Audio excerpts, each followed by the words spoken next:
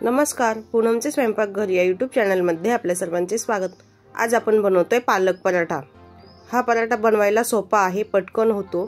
सकाळी नाश्त्यासाठीही बनवू शकतो किंवा मुलांना पालक भाजी खात नसेल तरीही आपण हा बनवू शकतो।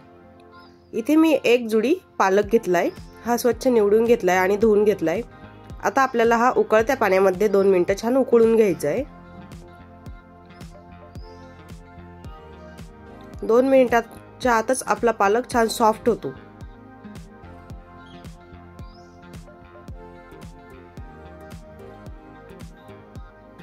आता 1-2 मिनिटांमध्ये पालक छान उकळलाय, मी तो पाण्यातून काढून घेते। त्यातील पाणी काढून आपल्याला तो छान थंड होऊ द्यायचा आहे।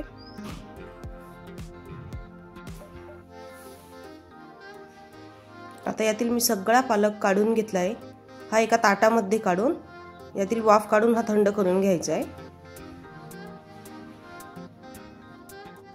2 मिनिटातच आपला पालक थंड झालाय। आता आपण मिक्सरच्या भांड्यामध्ये हा पालक, 1 हिरवी मिरची आणि 1 इंच आलं किसून घालून घेतोय। हे आपल्याला मिक्सरला वाटून घ्यायचे। आता आपलं हे मिक्सरला वाटून झाले। इथे मी 1 वाटी गव्हाचे पीठ घेतले। त्यामध्ये आपण बेसिक मसाले घेऊयात। धना पावडर, जिरा पावडर, हळद, हिंग, लाल तिखट, जिरे आणि ओवा।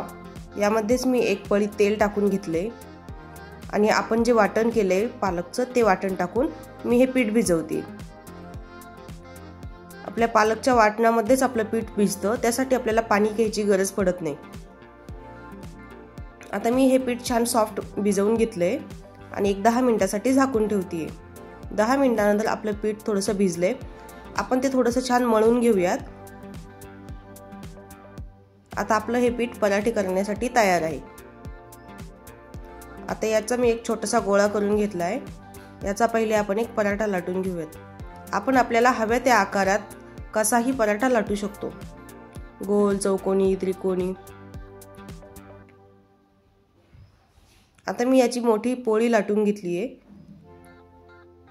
आणि त्याला सर्व बाजूनी छान तेल लावून घेतलंय आणि त्यावर पीठ टाकून घेतले आणि अशा पद्धतीने फोल्ड करून घेतले।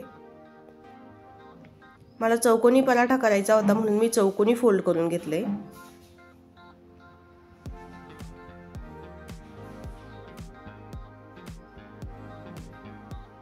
आता हे जे वरती लागलेलं पीठ आहे ते नंतर हळूहळू कमी होऊन जाईल।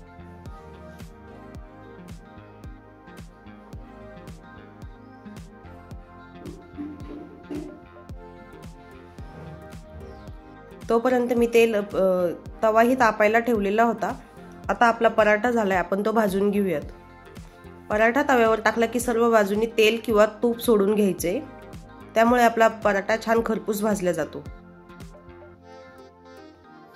असंच आपण दोन्ही बाजूने तेल किंवा तूप लावून छान पराठा भाजून घ्यायचे।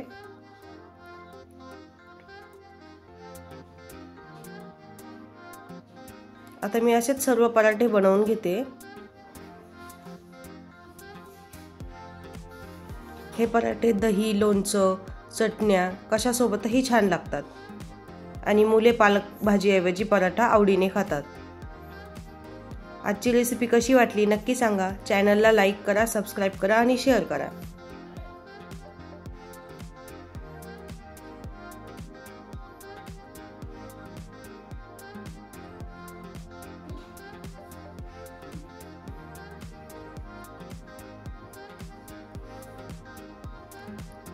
आता इथं आपले सर्व पराठे बनवून होत आहेत।